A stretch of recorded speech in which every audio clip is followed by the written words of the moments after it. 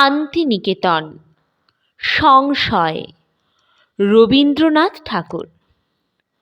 সংশয়ের যে বেদনা, সেও যে ভালো, কিন্তু যে প্রকাণ্ড জড়তার কুণ্ডলের পাকে সংশয়কেও আবৃত করে থাকে, তার হাত থেকে যেন মুক্তি লাভ করি।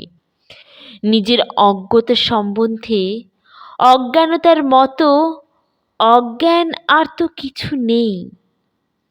ঈশ্বরকে যে জানিনি, তাকে যে পাইনি, এইটা যখন অনুভব মাত্র না করি, তখন যে আত্মবিস্মৃত নিশ্চিন্ততা, সেইটা থেকে উত্তিষ্ঠত জাগ্রত, সেই অসারতাকে বিচলিত করে গভীরতর বেদনা জেগে উঠুক। আমি বুঝছি নে, আমি পাচ্ছি নে, আমাদের অন্তরতম প্রকৃতি এই বলে যেন কেঁদে উঠতে পারে। মনের সমস্ত তারে এই গান বেজে উঠুক। সংশয় তিমির মাঝে না হেরি গতি হে। আমরা মনে করি যে ব্যক্তি নাস্তিক সেই সংশয়ী, কিন্তু আমরা যেহেতু ঈশ্বরকে স্বীকার করি, অতএব আমরা আর সংশয়ী নই। ব্যাস, এই বলে আমরা নিশ্চিন্ত হয়ে বসে আছি। এবং ঈশ্বর সম্বন্ধে যাদের সঙ্গে আমাদের মতে না মেলে, তাদের আমরা পাষণ্ড বলি, নাস্তিক বলি, সংশয়াত্মা বলি। এই নিয়ে সংসারে কত দলাদলি, কত বিবাদ বিরোধ, কত শাসন পীড়ন, তার আর অন্ত নেই। আমাদের দল এবং আমাদের দলের বাহির, এই দুই ভাগে মানুষকে বিভক্ত করে আমরা ঈশ্বরের অধিকারকে নিজের দলের বিশেষ সম্পত্তি বলে গণ্য করে আরামে বসে আছি। এ সম্বন্ধে কোনো চিন্তা নেই, সন্দেহ নেই। এই বলে কেবল কথাটুকুর মধ্যে ঈশ্বরকে স্বীকার করে আমরা সমস্ত সংসার থেকে তাকে নির্বাসিত করে দেখছি। আমরা এমনভাবে গৃহে এবং সমাজে বাস করছি যেন সে গৃহে সে সমাজে ঈশ্বর নেই। আমরা জন্ম থেকে মৃত্যু পর্যন্ত এই বিশ্বজগতের ভিতর দিয়ে এমনভাবে চলে যাই যেন এ জগতে সেই বিশ্ব ভুবনেশ্বরের কোনো স্থান নেই। আমরা সকালবেলায় আশ্চর্য আলোকের অভ্যুদয়ের মধ্যে জাগ্রত হয়ে সে অদ্ভুত আবির্ভাবের মধ্যে তাকে দেখতে পাইনি, এবং রাত্রিকালে যখন অনিমেষ জাগ্রত নিঃশব্দ জ্যোতিষ্ক লোকের মাঝখানে আমরা নিদ্রার গভীরতার মধ্যে প্রবেশ করতে যাই, তখন এই আশ্চর্য শয়নাগারের বিপুল মহিমান্বিত অন্ধকার শয্যাতলের কোনো এক প্রান্তেও সে বিশ্বজননীর নিস্তব্ধ গম্ভীর স্নিগ্ধ মূর্তি অনুভব করিনি। এই অনির্বচনীয় অদ্ভুত জগৎকে আমরা নিজের জমি জমা ঘর বাড়ির মধ্যেই সংকীর্ণ করে দেখতে সংকোচ বোধ করিনি। আমরা যেন ঈশ্বরের জগতে জন্মাইনি, নিজের ঘরেই জন্মেছি। এখানে আমি আমি আমি ছাড়া আর কোনো কথাই নেই। তবু আমরা বলি আমরা ঈশ্বরকে মানি, তার সম্বন্ধে আমার মধ্যে কোনো সংশয় নেই। আমার গৃহের মধ্যে, সংসারের মধ্যে আমরা কোনোদিন এমন করে চলিনি যাতে প্রকাশ পায় যে এই গৃহের গৃহদেবতা তিনি। এই সংসার রথকে চালিয়ে নিয়ে যাচ্ছেন সেই মহাসারথী। আমি ঘরের কর্তা, আমি সংসারের সংসারী। ভোরের বেলা ঘুম ভাঙবা মাত্রই সেই চিন্তাই শুরু হয়, এবং রাত্রে ঘুম এসে সেই চিন্তাকে ক্ষণকালের জন্য আবৃত করে। আমির দ্বারাই এই গৃহ, এই সংসার ঠাসা রয়েছে। কত দলিল, কত দস্তাবেজ, কত বিলি ব্যবস্থা, কত বাদ বিসংবাদ, কিন্তু ঈশ্বর কোথায়? কেবল মুখের কথায়, আর কোথাও যে তিল ধারণের স্থান নেই। এই মুখের কথায় ঈশ্বরকে স্বীকার করার মতো নিজেকে ফাঁকি দেবার আর কি কিছু আছে? আমি এই সম্প্রদায়ভুক্ত, আমাদের এই মত, আমি এই কথা বলি। ঈশ্বরকে এইটুকু মাত্র ফাঁকির জায়গা ছেড়ে দিয়ে তারপরে বাকি সমস্ত জায়গাটা অসংকোচে নিজে জুড়ে বসবার যে স্পর্ধা, সে স্পর্ধা আপনাকে আপনি জানে না বলেই এত ভয়ানক। এই স্পর্ধা সংশয়ের সমস্ত বেদনাকে নিঃসার করে রাখে। আমরা যে জানি নে এটাও জানতে দেয় না। সংশয়ের বেদনা তখনই জেগে ওঠে যখন গোপনভাবে ঈশ্বর আমাদের চৈতন্যের একটা দিকে স্পর্শ করেন।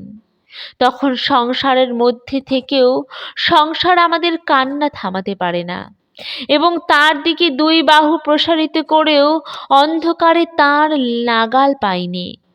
তখন এইটে জানা আরম্ভ হয় যে যা পেয়েছি তাতে কোনো মতেই আমার চলবে না, এবং যা না হলে আমার চলা অসম্ভব তা আমি কিছুতেই পাচ্ছি নে।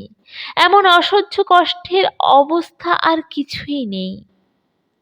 যখন প্রসবের সময় আসন্ন, তখন গর্ভের শিশুকে একদিকে নারী সম্পূর্ণ ছাড়ছে না, অন্যদিকে ভূমিষ্ঠ হবার বেগ তাকে আকর্ষণ করছে। মুক্তির সঙ্গে বন্ধনের টানাটানি তখনও কোনো মীমাংসা হয়নি। এই সময়ের বেদনাই জন্মদানের পূর্ব সূচনা। এই বেদনার অভাবকেই চিকিৎসক ভয় করেন। যথার্থ সংশয়ের বেদনাও আত্মাকে সত্যের মধ্যে মুক্তিদানের বেদনা। সংসার একদিকে তাকে আপনার মধ্যে আবৃত আচ্ছন্ন করে রেখেছে, বিমুক্ত সত্য অন্যদিকে তার অলক্ষ্যে তাকে আহ্বান করছে। সে অন্ধকারের মধ্যেই আছে, অথচ আলোককে না জেনেই সে আলোকের আকর্ষণ অনুভব করছে। সে মনে করছে বুঝি তার এই ব্যাকুলতার কোনো পরিণাম নেই, কেননা সে তো সম্মুখে পরিণামকে দেখতে পাচ্ছে না। সে গর্ভস্থ শিশুর মতো নিজের আবরণকেই চারদিকে অনুভব করছে। আসুক সেই অসহ্য বেদনা, সমস্ত প্রকৃতি কাঁদতে থাক, সে কান্নার অবসান হবে। কিন্তু যে কান্না বেদনায় জেগে ওঠেনি, ফুটে ওঠেনি, জড়তার শত বেষ্টনের মধ্যে প্রচ্ছন্ন হয়ে আছে, তার যে কোনো পরিণাম নেই। সে যে রক্তে মাংসে অস্থিমজ্জায় জড়িয়ে রয়েই গেল, তার ভার যে 24 ঘন্টা নাড়িতে নাড়িতে বহন করে বেড়াতে হবে। যেদিন সংশয়ের ক্রন্দন আমাদের মধ্যে সত্য হয়ে ওঠে, সেদিন আমরা সম্প্রদায়ের মত, দর্শনের তর্ক ও শাস্ত্রের বাক্য নিয়ে আরাম পাইনি। সেদিন আমরা এক মুহূর্তেই বুঝতে পারি প্রেম ছাড়া আমাদের আর কোনো উপায় নেই। সেদিন আমাদের প্রার্থনা এই হয় যে প্রেম আলোকের প্রকাশ্য জগপতি হে, জ্ঞানের প্রকাশে আমাদের সংশয়ের সমস্ত অন্ধকার দূর হয় না। আমরা জেনেও জানি না কখন, যখন আমাদের মধ্যে প্রেমের প্রকাশ হয় না। একবার ভেবে দেখো না, এই পৃথিবীতে কত শত সহস্র লোক আমাকে বেষ্টন করে আছে। তাদের যে জানি নে তা নয়, কিন্তু তারা আমার পক্ষে কিছুই নয়। সংসারে আমি এমনভাবে চলি যেন এই অগণ্য লোক তাদের সুখ দুঃখ নিয়ে নেই। তবে কারা আছে যারা আমার আত্মীয় স্বজন, আমার প্রিয় ব্যক্তি, তারাই অগণ্য জীবকে ছাড়িয়ে আছে। এই কয়েকটি লোকই আমার সংসার, কেননা এদেরই আমি প্রেমের আলোতে দেখেছি। এদেরই আমি কম বেশি পরিমাণে আমার আত্মারই সমান করে দেখেছি। আমার আত্মা যে সত্য, আত্মপ্রেমে সেটা আমার কাছে একান্ত স্পষ্ট হয়ে উঠেছে। সেই প্রেম যাদের মধ্যে প্রসারিত হতে পেরেছে, তাদেরই আমি আত্মীয় বলে জানি। তাই তাদের সম্বন্ধে আমার কোনো সংশয় নেই। তারা আমার পক্ষে অনেকটা আমারই মতো সত্য। ঈশ্বর যে আছেন এবং সর্বত্রই আছেন, এই কথাটা যে আমার জানার অভাব আছে তা নয়, কিন্তু আমি অহরহ সম্পূর্ণ এমনভাবেই চলি যেন তিনি কোনোখানেই নেই। এর কারণ কি? তাঁর প্রতি আমার প্রেম জন্মেনি। সুতরাং তিনি থাকলেই বা কি, না থাকলেই বা কি? তার চেয়ে আমার নিজের ঘরের অতি তুচ্ছ বস্তুও আমার কাছে বেশি করে আছে। প্রেম নেই বলেই তার দিকে আমাদের সমস্ত চোখ যায় না, আমাদের সমস্ত কান যায় না, আমাদের সমস্ত মন খোলে না। এই জন্যেই যিনি সকলের চেয়ে আছেন, তাকেই সকলের চেয়ে পাইনি। তাই এমন একটা অভাব জীবনে থেকে যায়, যার কিছুতেই কোনো মতে পেরোতে পারে না। ঈশ্বর থেকেও থাকেন না। এত বড় প্রকাণ্ড না থাকা আমাদের পক্ষে আর কি আছে? এই না থাকার ভারে আমরা প্রতি মুহূর্তেই মরছি। এই না থাকার মানে আর কিছুই না, আমাদের প্রেমের অভাব। এই না থাকারই শুষ্কতায় জগতের সমস্ত লাবণ্য মারা গেল, জীবনের সমস্ত সৌন্দর্য নষ্ট হলো।